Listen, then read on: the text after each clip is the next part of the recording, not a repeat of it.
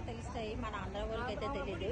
ఇది మాఘమాసంలో వచ్చి మాఘ పౌర్ణమి ముందు త్రయోదశి కానీ చతుర్దశి కానీ ఏదో ఒక రోజు పుష్మి నక్షత్రం వచ్చినప్పుడు ఇక్కడ ఒక పండగలాగా అవుతుంది అన్నమాట.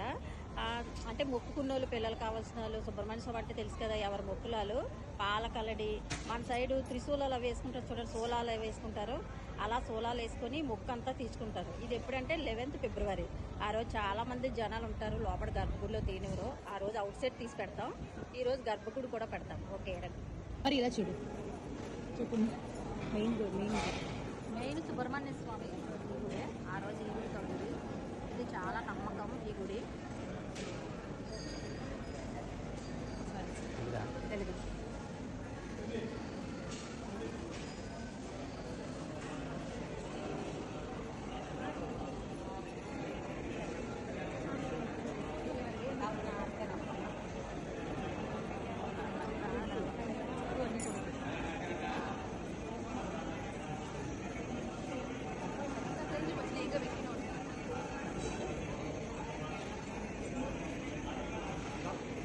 అరుణ్ మీద సుందరేశ్వర్.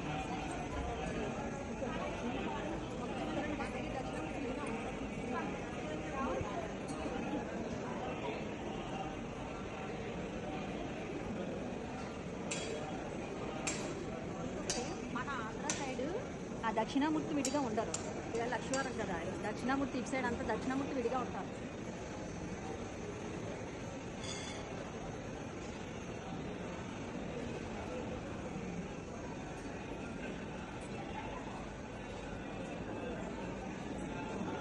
ఒక్కొక్కటి చెప్పండి.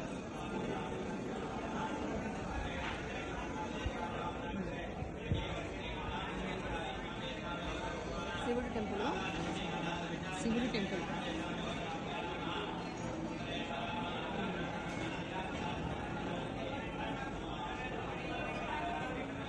పార్వతీ మాత,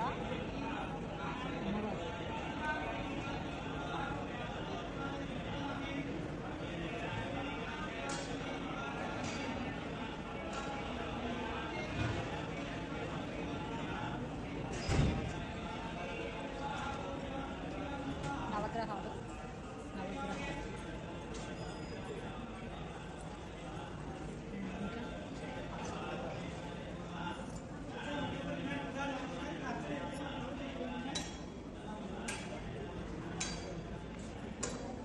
ఏమన్నారు? అమ్మవారు. సారీ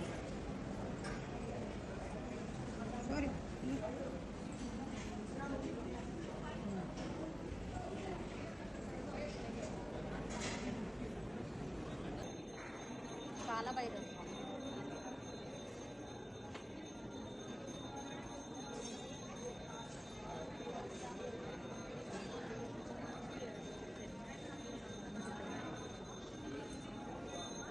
టైపోల్ రోజు వీడియో కూడా దీనికి యాడ్ చేస్తాం. తైపూసం పండుగ ఈ రోజు అయిందనమాట సింగపూర్లో అండి. ఇది తమిళులు జనవరి మరియు ఫిబ్రవరి వచ్చే తాయి నెలలో పౌర్ణమి నాడు తైపూసం పండుగను జరుపుకుంటారట. ఇది శివుడు మరియు పార్వతీదేవి కుమారుడు మురుగన్కు పండుగ అనమాట. మురుగన్ని ఇక్కడ పూజిస్తారండి. అలాగే తమిళియన్స్ కూడా ఎక్కువ మురుగన్నే కదా, తమిళనాడులో ఎక్కువ మురుగన్ దేవాలయాలే ఎక్కువగా ఉంటాయి. ఆ మురుగన్కి, ఆ తండ్రికి ఈ పండుగ చేస్తారనమాట. దాన్ని ఆ తైపూసం పండుగ అని కూడా అంటారట. అంటే ఏంటంటే చెడుపై మంచి విజయం సాధించిన రోజుగా దీన్ని భావిస్తారట.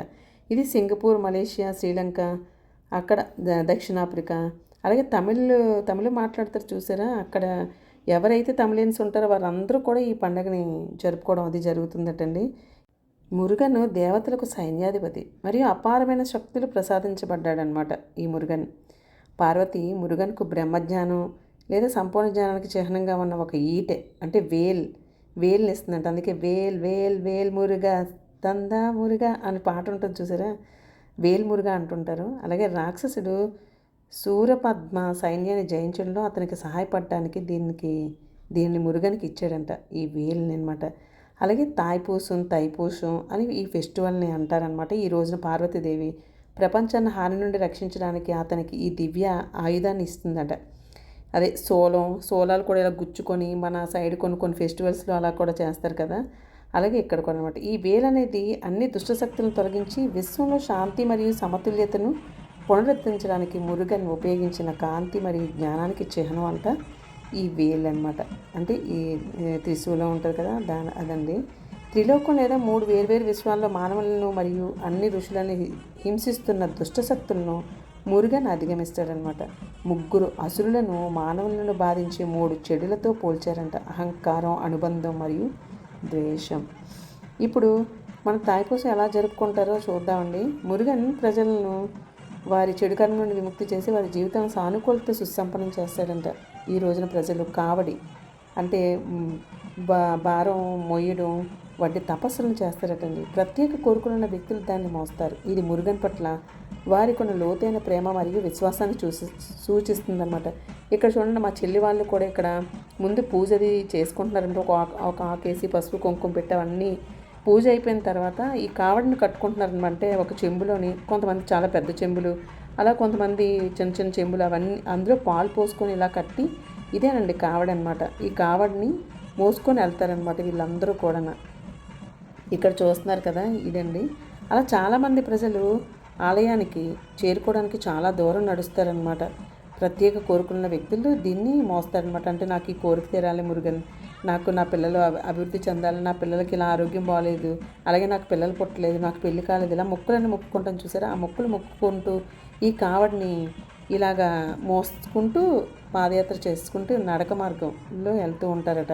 అలా ఒక నెల రోజులు ఉపవాసం ఉన్న తర్వాత ఈ పండగలోని ఇలాగా చేయడం జరుగుతుందటండి. ప్రత్యేక ప్రార్థనలు కూడా ఇంటి దగ్గర కూడా చేసుకుంటారు. అలాగే భజనలు పాడతారు.